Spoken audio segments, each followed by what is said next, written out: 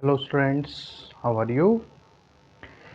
We completed our previous chapter, that was D and F block elements. Now let us start to discuss about our chapter number first, that is solid state. अपना आज अपन जो first chapter है उसके बारे में अपन start करते हैं, जिसका नेम है सॉलिड स्टेट। सबसे पहला जो क्वेश्चन माइंड में आता है कि सॉलिड बोलते कि नहीं, सॉलिड बोलते कि नहीं। ओके, कोई भी ऐसी जैसे अपन जो नॉर्मली अपन जानते हैं उसकी अपन बात करें तो जो अर्थ के ऊपर मैटर 3 स्टेट्स में एग्जिस्ट करता है। First is solid, second is liquid and third is gas. Sorry, solid बोलते किसे?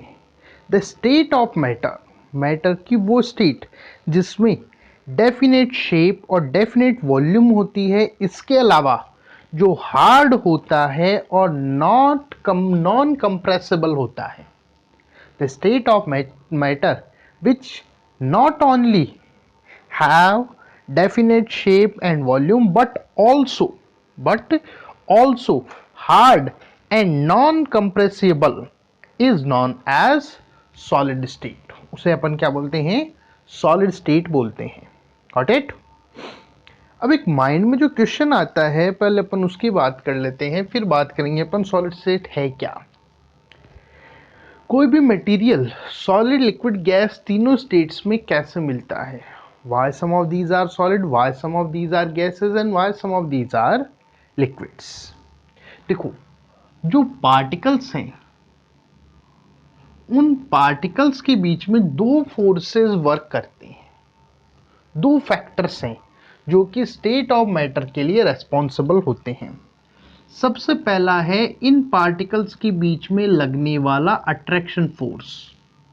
Attraction force between the particles जो क्या करता है, इन पार्टिकल्स को एक दूसरे के साथ जोड़ के रखने का काम करता है। क्या करेगा वो? पार्टिकल्स को एक दूसरे के साथ जोड़ेगा। दूसरा है इनकी काइनेटिक एनर्जी, जो इनके मोशन, पार्टिकल जो हैं, अपन स्टेट प्रॉपर्टीज ऑफ मैटर में अपन पढ़ते हैं कि जो पार्टिकल्स होते हैं वो कंटिन्यूसली वाइब्रेट करते हैं, इनके मोशन करते हैं। तो मोशन करेंगे तो उनके साथ कौन सी जुड़ेगी? Kinetic energy. कई बार इसको थर्मल एनर्जी भी बोलते हैं, तो काइनेटिक बोल दीजिए चाहे थर्मल एनर्जी, की ये दोनों एक ही चीज़ है। वैसे एक नहीं है लेकिन यहाँ पर एक ही है। थर्मल एनर्जी काइनेटिक के साथ जुड़ी हुई, जितना ज़्यादा अपन हीट देते हैं वो काइनेटिक एनर्जी की फॉर्म में कन्वर्ट होती है और पार्टिकल्स एक दूसरे से दूर दूर जाते हैं। अब ये दोनों फैक्टर्स, अट्रैक्शन फोर्स और थर्मल एनर्जी या काइनेटिक एनर्जी, ये डिसाइड करते हैं कि स्टेट ऑफ मैटर कौन सी होगी। अगर attraction forces are much greater than thermal energy या काइनेटिक एनर्जी, तब मटेरियल हमारा मिलता है सॉलिड स्टेट में। लेकिन अगर attraction forces are little bit greater than thermal energy, थोड़ी ज़्यादा हो, तो मिलती है हमें लिक्विड स्टेट। और अगर अट्रैक्शन फोर्सेस के मुकाबले थर्मल एनर्जी या काइनेटिक एनर्जी ज़्यादा हो, तो हमारे पास जो स्टेट ऑब्टेन होती है वो कौन सी है? That is gas state. कौन सी मिलेगी अपने को? Gas state. तो ये जो दोनों फैक्टर्स हैं, अट्रैक्शन फोर्स और थर्मल या काइनेटिक एनर्जी, ये डिसाइड करते हैं कि मटेरियल कौन सी स्टेट में होगा। Got it? समझ में आ गई होगी बात। तो अगर अपन सॉलिड को डिफाइन करें तो अपन बोल सकते हैं जिसकी डेफिनिट शेप एंड वॉल्यूम हो, डेफिनेट शेप हो, डेफिनेट क्या हो? वॉल्यूम हो, इसके अलावा हार्ड हो एंड नॉन कंप्रेसिबल, और कंप्रेसिबल ना हो, जिसको कंप्रेस नहीं किया जा सके। क्या नहीं किया जा सके? कंप्रेस नहीं किया जा सके, that is known as solid. Got it? अब सॉलिड की कुछ प्रॉपर्टीज की अपन यहां पर बात करते हैं। ओके, अच्छा, यहाँ पर चाहे तो एक डेफिनेशन में एक पोर्शन और अपन जोड़ सकते हैं, वो है strong inter particle attraction force. वैसे तो इतना ही बहुत है। अब यहाँ पर अपना जो नेक्स्ट टॉपिक जो आता है that is properties of solid. Solids जो हैं उनमें क्या क्या प्रॉपर्टीज होती हैं? तो 4 प्रॉपर्टी तो यहीं पर दिख रही है। कैसी होती है इनकी? डेफिनेट शेप होगी, सेकंड इनकी डेफिनेट वॉल्यूम होती है, third they are hard in nature, fourth they are non compressible. ये 4 प्रॉपर्टी तो यहीं पर डेफिनेशन से अपने को पता चल गई। फिफ्थ प्रॉपर्टी की अपन बात करें तो दे have strong intermolecular attraction forces. जो मॉलिक्यूल्स हैं सॉलिड के, उनके बीच का जो अट्रैक्शन फोर्स है वो ज्यादा हार्ड होता है। तभी अपन ने बात की थी ना यहाँ पर, अभी बात की थी ना अपन ने सबसे पहले। So they have strong intermolecular attraction forces. Strong attraction forces इनके अंदर पाए जाते हैं। Got it? इतनी बात समझ में आ गई? अच्छा, अगर अपन बात करें अट्रैक्शन फोर्स स्ट्रॉन्ग होगा तो पार्टिकल्स पास पास होंगे, पास पास होंगे तो उनके बीच का स्पेस यानी कि इंटर मॉलिक्यूलर स्पेस बहुत कम होता है। तो 6 प्रॉपर्टी आ जाती है, वेरी लेस इंटर मॉलिक्यूलर, या इंटर पार्टिकल भी बोल सकते हैं अपन, इंटर पार्टिकल स्पेस, स्पेस बहुत कम होता है। Got it? 6 प्रॉपर्टी समझ में आ गई होगी। Okay, clear?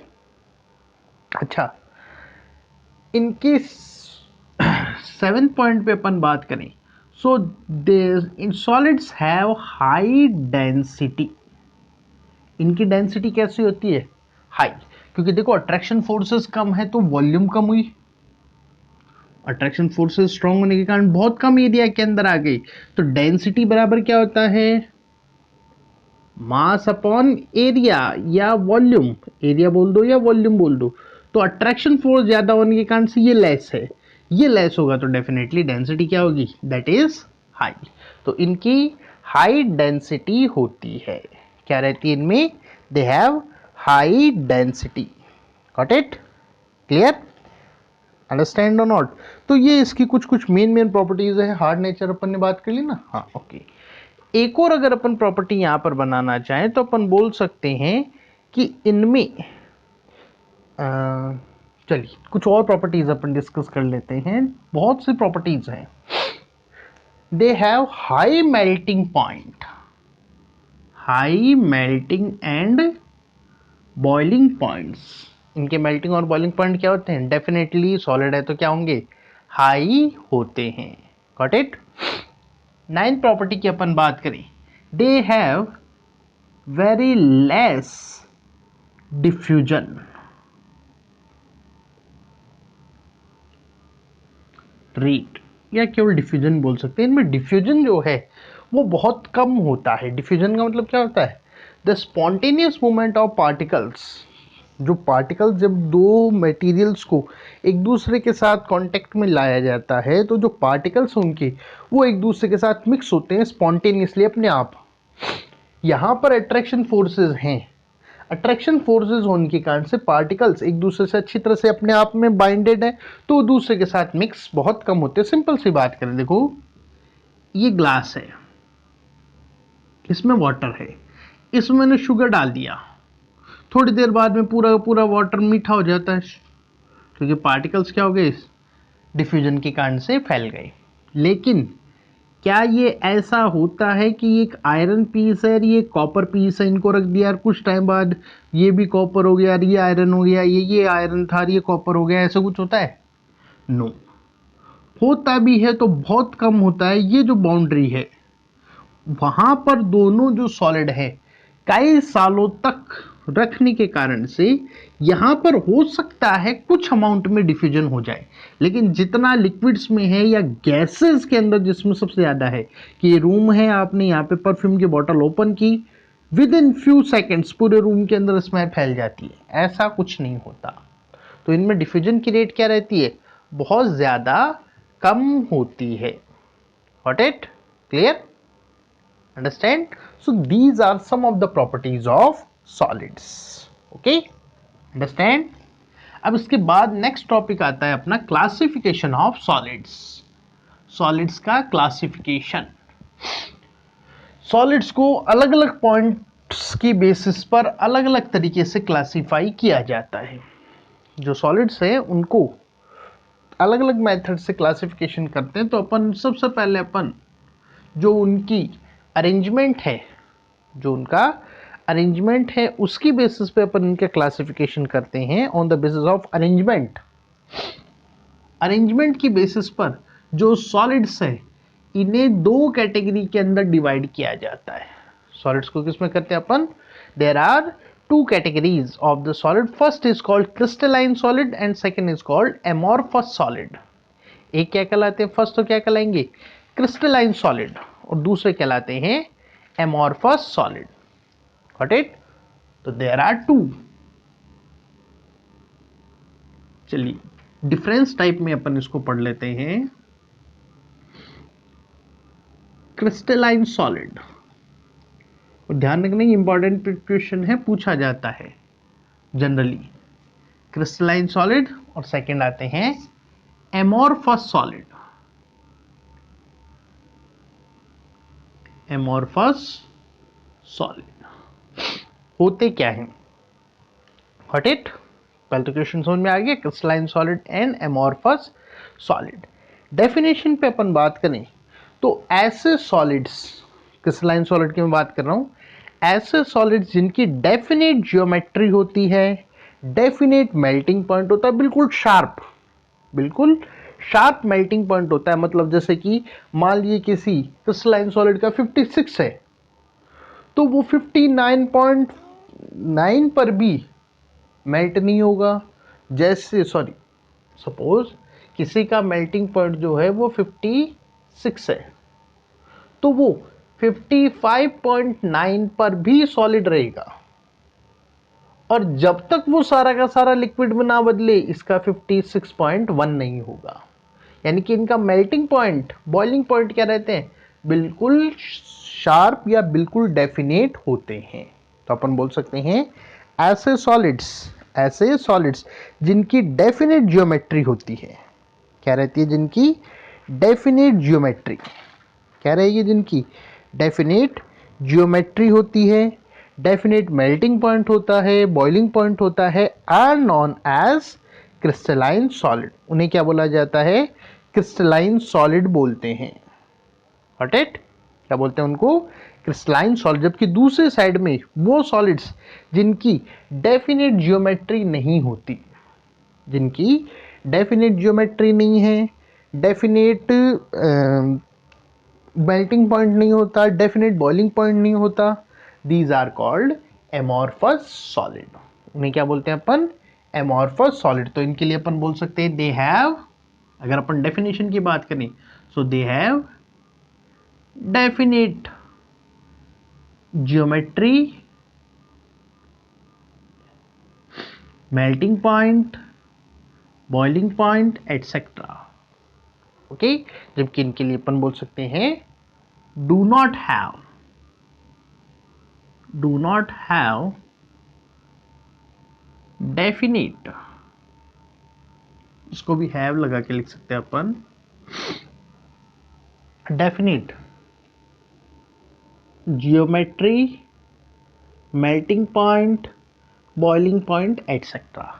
या अपन ये भी लिख सकते हैं, इन सभी वर्ड्स की जगह पर मैं एक वर्ड काम में लिख सकता हूं डेफिनेट प्रॉपर्टीज।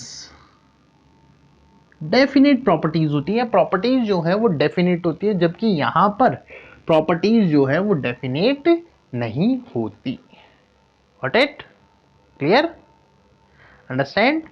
चलिए अब इनमें अपन डिफरेंसेस की अपन बात करें तो सबसे पहला डिफरेंस तो यहाँ ज्योमेट्री से उठाया जा सकता है कि इनके अंदर जो ज्योमेट्री होती है वो डेफिनेट होती है। क्या रहता है यहाँ पर?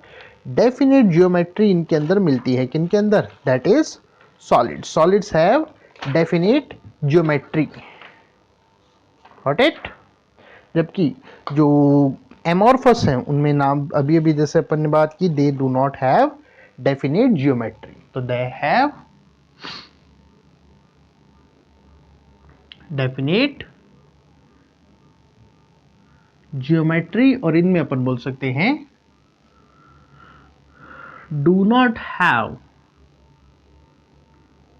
Definite geometry. इनमें डेफिनेट ज्योमेट्री, इनके अंदर डेफिनेट ज्योमेट्री नहीं होती। Got it? अब देखो डेफिनेट ज्योमेट्री का मीन्स क्या है। डेफिनेट ज्योमेट्री का मीन्स है पार्टिकल्स का जो अरेंजमेंट है वो एक डेफिनेट पैटर्न में होता है।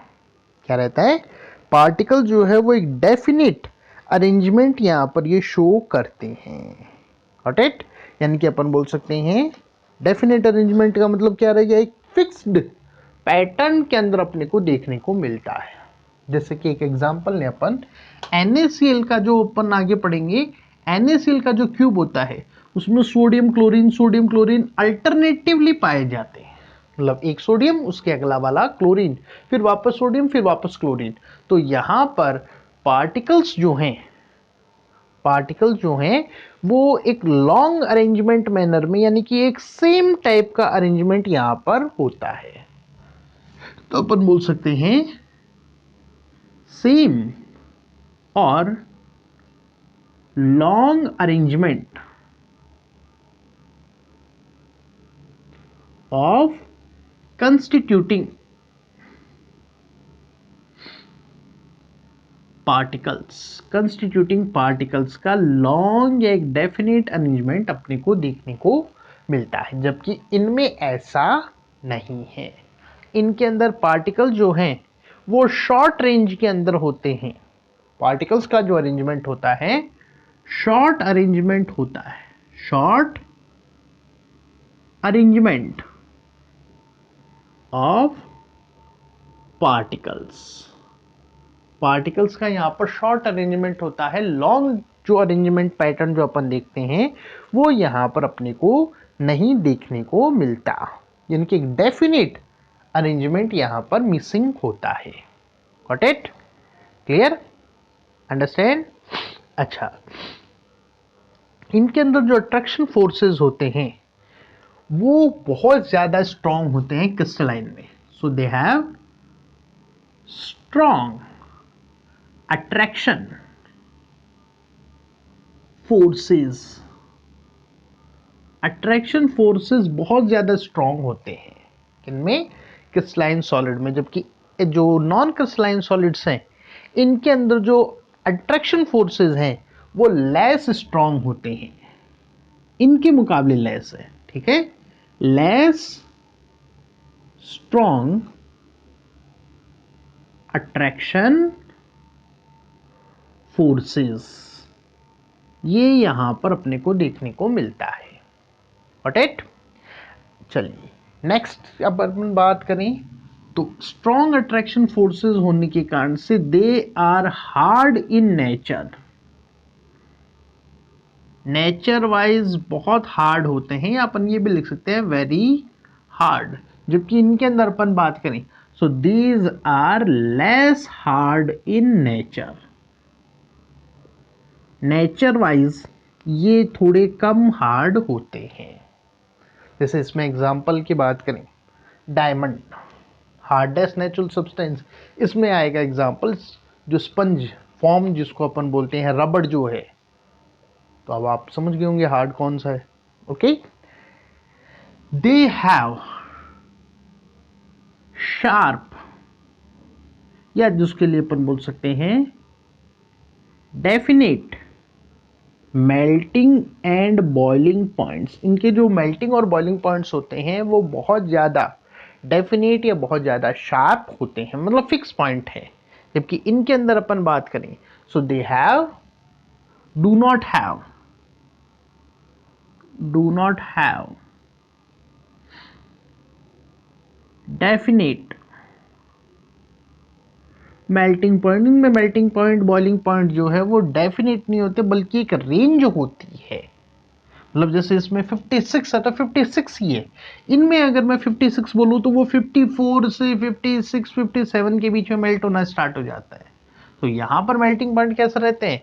डेफिनेट होते हैं, जबकि इनके अंदर मेल्टिंग पॉइंट जो है वो डेफिनेट नहीं होते। ये पहले सॉफ्ट होते हैं फिर मेल्ट होना स्टार्ट होते हैं। तो जब ये सॉफ्ट होते हैं तभी अपने को ये मेल्ट होते हुए दिखाई देते हैं। एक्चुअल में तो मेल्ट नहीं हो रहे लेकिन सॉफ्ट हो रहे हैं। Got it? तो इनमें ये अपने को चीज देखने को मिलती है। शार्प उनमें रहेगा, इनके अंदर शार्प नहीं होता। Got it? अंडरस्टैंड? अच्छा, नेक्स्ट की अपन बात करें तो इनका जो कूलिंग ग्राफ जो होता है, मेल्टिंग की तो बात कर ली, अब अगर अपन कूलिंग की ग्राफ की अपन बात करें तो इनका कूलिंग ग्राफ डिसकंटिन्यूअस होता है। डिसकंटिन्यूअस कूलिंग ग्राफ अपने को देखने को मिलता है। मतलब अगर इनका कूलिंग ग्राफ की अपन बात करें तो जैसे बॉइलिंग पॉइंट डाउन आया, टेम्परेचर डाउन आ रहा है, यहां तक है, दैट इज मान लीजिए अपन दैट इज लिक्विड स्टेट। अब ये कांस्टेंट हो जाएगा जब तक सारा का सारा लिक्विड सॉलिड में नहीं बदलेगा। ये है सॉलिड। जब तक सारा का सारा लिक्विड सॉलिड में नहीं बदलेगा इनका टेम्परेचर फिक्स रहेगा। तो ये एक डिसकंटिन्यूअस कूलिंग ग्राफ अपने को मिलता है, जबकि इनके अंदर that is continuous cooling graph होता है। कूलिंग ग्राफ कैसा रहेगा? कॉन्टिन्यूअस रहता है, यानी कि इनका इस तरह से आता है, पता ही नहीं चलता कहां सॉलिड लिक्विड के अंदर कन्वर्ट हो गया। Got it? Clear?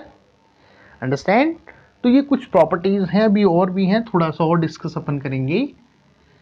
Now next properties की अपन बात करें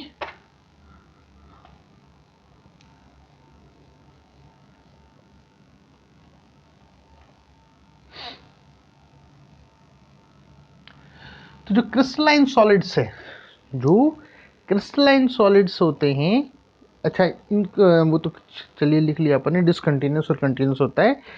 इसके अलावा जो क्रिस्टलाइन सॉलिड्स है, they are anisotropic. They are aniso 1 minute. These are anisotropic. ये कैसे होते हैं? एनिशियोट्रॉपिक होते हैं नेचर में, जबकि इनके अंदर अपन बात करें तो दीज आर आइसोट्रॉपिक। ये नेचर वाइज कैसे होते हैं? These are isotropic. अब एनिशियोट्रॉपिक और आइसोट्रॉपिक का मीन्स क्या है वो अपन एक बार बाद बात करेंगे। नेक्स्ट पॉइंट की अपन बात करें तो these are called true solid. इन्हें क्या बोलते हैं अपन? ट्रू सॉलिड बोला जाता है, जबकि these are called super cooled solid. इनको क्या बोलते हैं? Super cooled solid. वो तो क्या कहलाएंगे? ट्रू सॉलिड, जबकि इनको क्या बोला जाता है? सुपर कूल्ड सॉलिड, या these are also called pseudo solid. इन्हें क्या बोलते हैं अपन? सूडो सॉलिड भी बोला जाता है। और उसका कारण क्या है? उसका कारण है इनमें फ्लो करने की टेंडेंसी होती है। टेंडेंसी टू फ्लो करने की टेंडेंसी होती है, इसीलिए ये क्या कहलाते हैं? Super cooled solid. जैसे इसका एक एग्जांपल देता हूं, बहुत शानदार एग्जांपल है। अपन जो पुराने वाले मकान हैं, मतलब दादा परदादा के टाइम के मकान, उनके आप विंडोज देखेंगे तो उसमें जो ग्लास लगा होता है, जब लगाया था तब तो ऐसा था, लेकिन आज जब अपन देखते हैं 30, 40, 50, 60 ईयर्स बाद में, तो अपन ऑब्जर्व करते हैं कि वो ग्लास जो है वो नीचे से मोटा हो गया, ऊपर से पतला हो गया, नीचे से क्या हो गया? थिकर। तो सवाल ऐसा क्यों? बिकॉज ऑफ दैट, क्योंकि वो ग्लास कैसा है? एमोर्फस सॉलिड है, जो टाइम पासिंग के साथ ऊपर से बहकर कहां गया, नीचे की साइड में, इसलिए यहां थिकनेस बढ़ गई, तो इनमें फ्लो करने की टेंडेंसी होती है, इसीलिए इन्हें क्या बोला जाता है, सूडो सॉलिड या super cooled, super cooled, super cooled solid इनको बोलते हैं। Got it? Understand? So these are the some of the differences between the solid and crystalline solid and amorphous solid. ये इनके कुछ differences हैं इनके बीच के। ओके, चलिए। अच्छा, अब इसमें एग्जांपल्स अपन बात करें तो जितने भी मेटल्स के साल्ट है, मेटल साल्ट्स, वो डायमंड, ग्रेफाइट, क्वार्ट्ज, ये ध्यान रखना, क्वार्ट्ज के बारे में पूछा जाता है। सिलिका ऑक्साइड जो होता है SiO2 घड़ियों वगैरह के अंदर आपने पढ़ा होगा क्वार्ट्ज की घड़ी, तो दैट इज ये। इसके अलावा जो और अपन बात करें तो जैसे तो मेन तो आ गए HCl, HBr, डायमंड, ग्रेफाइट, ये जितने भी हैं ये सब किस में आते हैं, they comes in the category of crystalline solid. जबकि दूसरी साइड में अपन बात करें तो जो रबर है,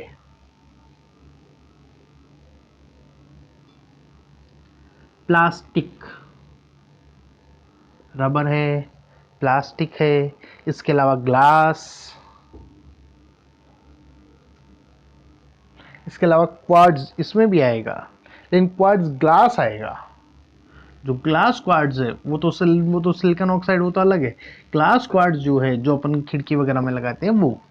ओके, इसके अलावा पॉलीथीन, पॉलीमर्स, वो सब किस कैटेगरी में आते हैं, they comes in the category of amorphous solid. वो सब किस में आते हैं, they comes in the category of amorphous solid. Got it? Clear? अब यहां पर अपन ने जो वर्ड लिया है इसको अपन डिस्कस करते हैं। ये तो समझ में आ गया होगा, इतनी तो प्रॉपर्टीज, जनरल प्रॉपर्टीज थी जो अपन अपनी डेली लाइफ में देखते हैं। अब अपन जो एनिसोट्रॉपिक और आइसोट्रॉपिक की अपन थोड़ी सी बात करते हैं। किन्हें बोलते हैं? Got it? देखो, एनिसोट्रॉपिक का मीन्स क्या है? अगर अपन बात करें तो अपन बोल सकते हैं, पहले तो वो ग्लास वाला ध्यान रखना भाई, वो जो क्वेश्चन जो अभी अपन ने डिस्कस किया था, क्वेश्चन पूछा जाता है कि why the glass of the windows of the old constructions are thinner at the top while the thicker at the bottom. तो आप वो मेरे हिसाब से कर सकते हैं कि ग्लास एक एमोर्फस सॉलिड है जो टाइम पासिंग के साथ, उसमें फ्लो करने की टेंडेंसी होने के कारण टाइम पासिंग के साथ वो धीरे धीरे नीचे फ्लो करता आता है, जिसके कारण से बॉटम साइड में वो थिकर हो जाता है। Got it? क्लियर? अब अपन एनिसोट्रॉपिक और आइसोट्रॉपिक की अपन यहां पर बात करते हैं। ओके, चलिए। ऐसे सब्सटेंसेस जब उनको in which the divide plane shows the same physical properties, अगर किसी भी सॉलिड को, कोई भी जो सॉलिड है उसको अगर if A solid the value of any physical property, the value of any physical property like the resistivity, refractive index, density वगैरह वगैरह जो है, it is differ throughout the different directions, then it is called anisotropic। इसको आप समझना। मान लो एक particles के अरेंजमेंट में अपन चल लग रहे हैं, ये कोई सॉलिड के पार्टिकल्स का अरेंजमेंट अपन देख रहे हैं। ये मान लो एक उसके एक टाइप के पार्टिकल्स, थोड़े से सही कर लेते हैं,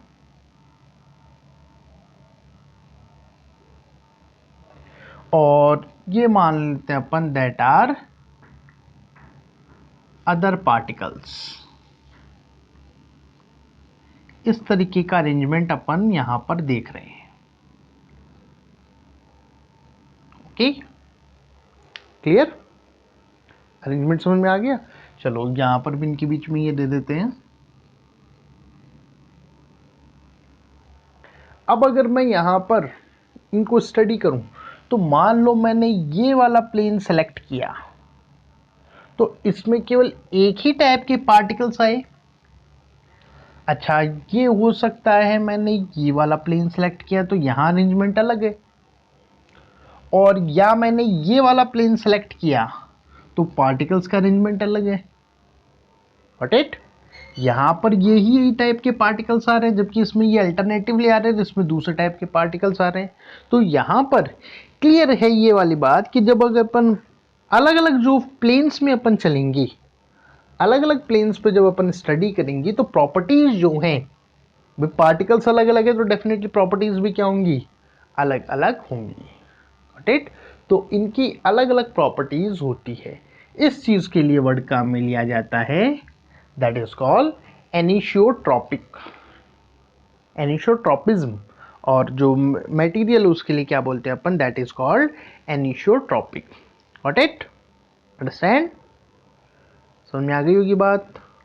ओके, चलिए दूसरे अपन की बात करें, तो जब जो आइसोट्रॉपिक की अपन बात करें, अगर पार्टिकल्स, इसका जस्ट अपोजिट, अगर एक सॉलिड के अंदर किसी भी फिजिकल प्रॉपर्टी की वैल्यू सेम रहती है डिफरेंट डायरेक्शंस में, किसी भी डायरेक्शन में आप चले जाएं, प्रॉपर्टीज सेम है, प्रॉपर्टीज क्या रह जाएंगी, सेम, तो उस कंडीशन को अपन क्या बोलेंगे, that is called isotropic.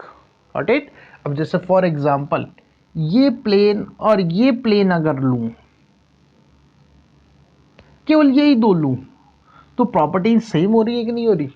Alternatively यहां पर है, अल्टरनेटिवली यहां पर है, तो ये कंडीशन तो क्या है, दैट इज आइसोट्रॉपिक कंडीशन। जबकि ये जो कंडीशन थी, अलग अलग प्लेन्स अलग अलग प्रॉपर्टीज, उसके लिए बोला जाता है that is called anisotropic.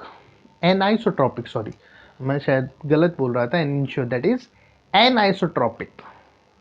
Okay, got it? Understand? So that is our today's class. That is the first classification of solids. I'm again sorry for that, the wrong pronunciation of, that is anisotropic, not anisio. Okay, sorry for that. The next classification of the solid we will discuss in next class. Thank you.